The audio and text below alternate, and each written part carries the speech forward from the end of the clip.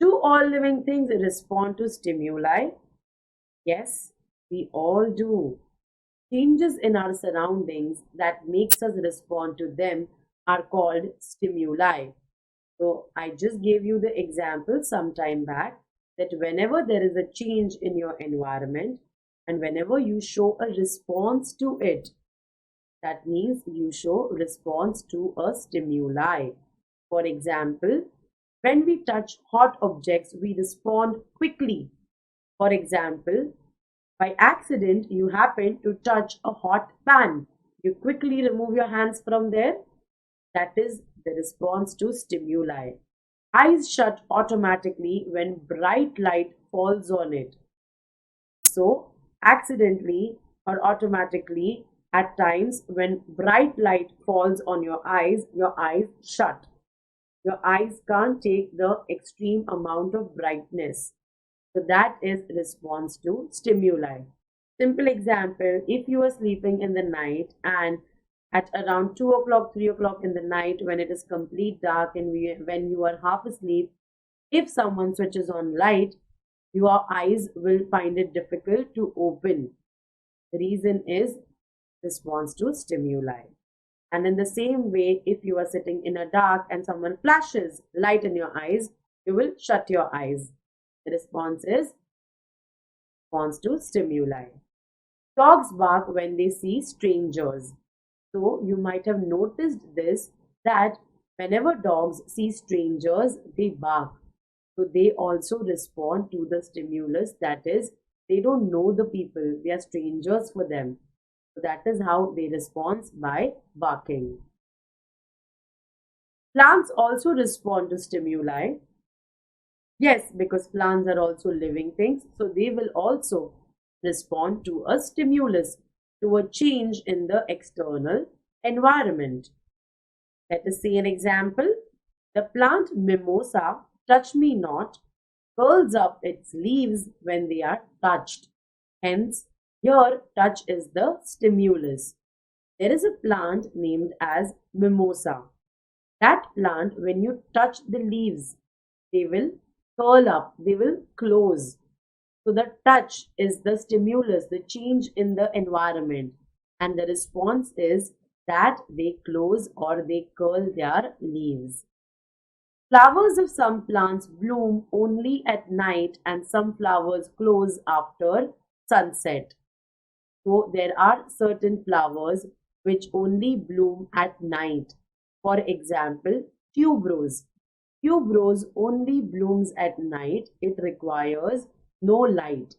Then it will bloom. So that is the response of the tuberose to the change in the environment. That when there is no light, it will bloom. And some flowers close after sunset. There are a few flowers who will close when there is no sunlight present.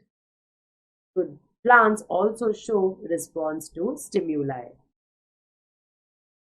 I will explain you a small activity to understand that plants show response to stimuli, to show that plants respond to light. What we can do is we can take a potted plant like this and then we can place it near the window. Okay, you don't have to place your pot outside the window, but you have to place your pot near the window. Now when your plant is growing, it will start moving towards the sun. It will start growing outside the window. It will bend in that direction. The reason is it is showing a response to light, that it is growing in the direction of sunlight. You can try doing this at home with the help of a potted plant, and you can observe the results after a few days. To study that plants respond to stimuli. Materials required: soaked oat grains, 3 pots, compost. Method: germinate soaked oat grains in 3 pots containing compost. When plants grow up to a certain height, perform these activities. Cover pot A completely with a box excluding all light. Cover pot B with a box having a side opening and provide the sunlight from that side. Leave the pot C exposed. After 3 to 4 days, you observe that pot A, in the absence of light, plant exhibits longer internodes. Plant of pot B changes its direction towards the open side of the box, and the plant of pot C grows normal. Conclusion. This experiment shows that plants respond to stimuli. Living organisms and excretion. We all now know that excretion is removal of the waste from the body. To get rid of the waste, to eliminate the waste.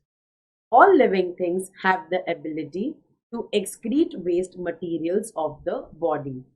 All living organisms have this ability, have this characteristic that they can remove the waste from the body. That is, they can perform excretion. The process of getting rid of waste by the living organisms is known as excretion. So this process wherein the living organisms are getting rid or eliminating the waste products from the body, the process is known as excretion. Plants also excrete, but its mechanisms is quite different. As I said, all living organisms perform excretion, so plants will also perform excretion. But the way they do it, it is a little different than us. The harmful poisonous materials are produced in the plants. So the way we have waste products in the body, even plants produce harmful and poisonous materials. Those materials which will cause harm to them. So they have to get rid or they have to eliminate those materials from their body. In some plants, wastes are given out in the form of gum or thick fluid called latex. So, how does the plant excrete? There are a few plants who get rid of their waste, who eliminate their waste in the form of gum. Gum is very useful for us, but it is a waste material for your plants. Or they excrete in the form of a thick fluid called latex. We also make use of latex, but latex is an excretory product for plants. So in this way, we can understand that like us, plants also perform excretion. Do all living things reproduce their own kinds? I told you that reproduction is giving birth to a new individual, and this new individual is similar to the parents. That is, they reproduce their own kinds. We know this, that dogs give birth to puppies. Dogs will not give birth to kitten because they will reproduce their own kinds. So do all organisms do this? Yes, all living organisms will perform this particular characteristic. Animals reproduce their own kind. The ability of plants and animals to produce their young ones like them is called reproduction. The process where an individual gives birth to a young one who is like them. This process is called as reproduction. So the dog giving birth to puppies, that is, the dog is giving birth to a young one. It is producing a young one which is just like them. Then this process is called as reproduction. Dogs will perform it, cats will perform it, cows will perform it, we will perform it. All living organisms will perform reproduction. Some animals give birth and some animals produce their young ones through eggs.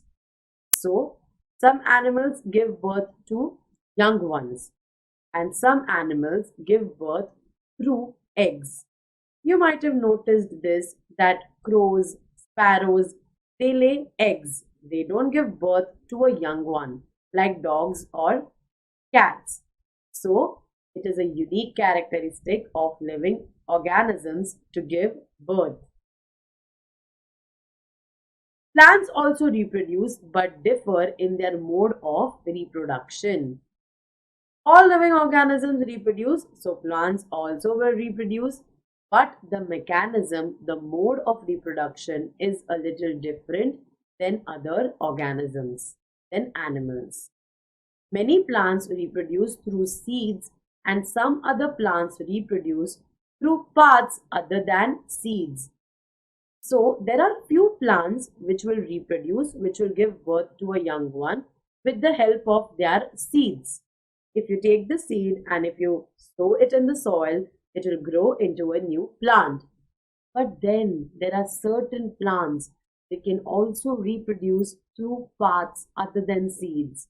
So there are certain plants wherein we can make use of their stem, of their leaves, and we can develop a new individual from these plant parts. When the plant grows into a new plant through any of its parts, it is called vegetative propagation. So, whenever I make use of any part of plant for its growth and development, then it is called as vegetative propagation. Let's understand this word. Like here, you can see on the screen that I have taken the stem of rose plant and I have sown it in the soil, and later the stem started growing and I got a new plant.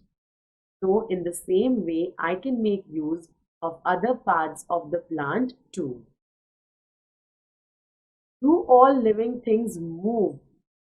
Have you seen plants moving from one place to another? Does it happen that your plant is moving from your bedroom to the kitchen or from the hall to the balcony? No, the plants don't do that. But have you seen a plant grow from the soil till a certain height? Yes, we have. So that says that plants also show movement. All living things show movement. Most of the animals move from one place to another, and very rare animals cannot show any movement. So we know that all the living organisms, be it plants or animals, they all show movement. Most of the animals can move from one place to another, like us. We can move from one place to another. We can take ourselves from home to the school, from the school back to home. So that means we can move ourselves. Very rare animals cannot show any movement. There are very few and rare animals who will not show any type of any movement. Plants cannot move from one place to another, but they show certain movements like opening and closing of flowers. Stem of the plant moves towards sunlight. Root grows downwards. So as I told you, plants cannot move from one place to another, but they do show some movement. We all have seen that the flowers, they open and they close. We have seen that the stem of the plants, they grow in the direction of the sunlight. They grow towards sunlight. That means they are moving. Roots of the plant grows downwards. That means roots are also moving. So even plants show movements. All living things die. All living organisms have a definite life cycle. So we know this that one day all living organisms will die. They take birth, grow, reproduce, and eventually die. So we perform all the characteristics, and then finally, when we perform no characteristics, that means we are dead.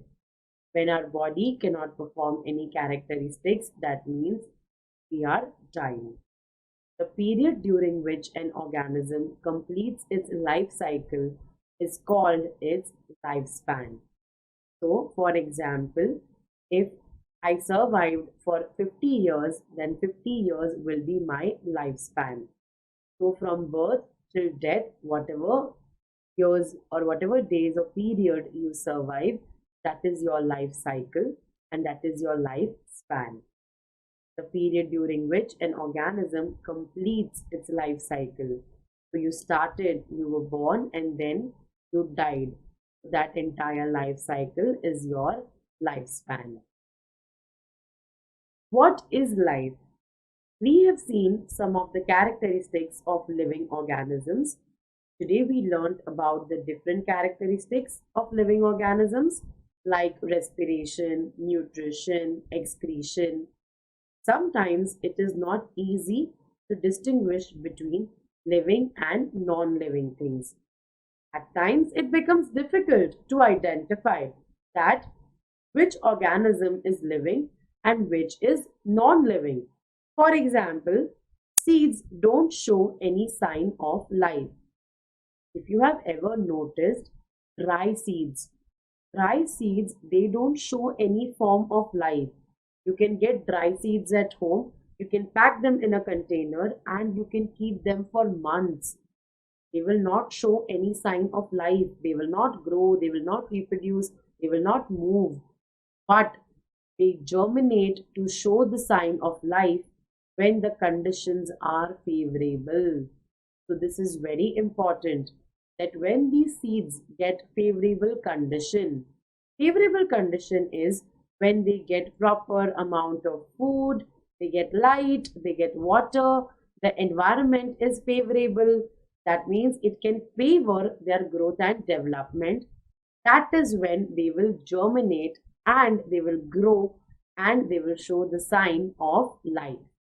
So if you take those dry seeds and put them in water or soak them in water, they will start germinating because now they have favorable conditions for growth and they will show sign of life.